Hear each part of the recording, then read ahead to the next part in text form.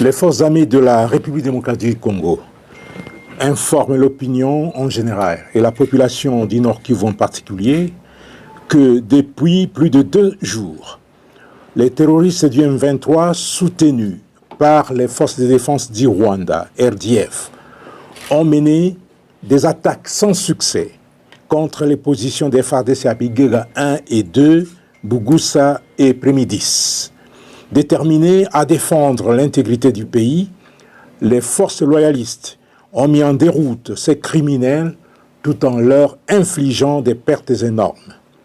Après avoir constaté d'énormes revers subis par leurs protégés sur le terrain, les forces de défense du Rwanda ont, cette fois et à découvert, décidé de violer l'intangibilité de notre frontière et l'intégrité de notre territoire en occupant la cité frontalière de Bunagana ce lundi 13 juin 2022 aux environs de 7 heures locales du matin.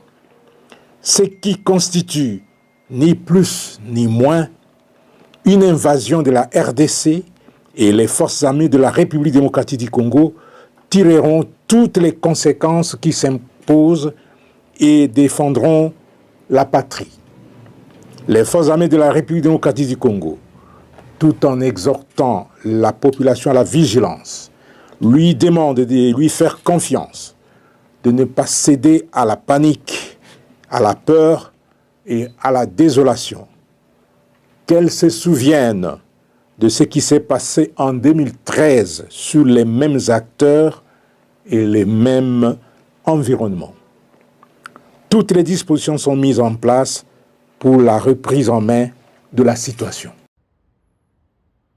Le Rwanda estime que la MONUSCO, la mission de l'ONU en République démocratique du Congo, prend parti pour Kinshasa dans un climat de tension entre les deux pays qui s'accusent mutuellement d'attaques transfrontalières et de soutenir des groupes armés depuis plusieurs semaines.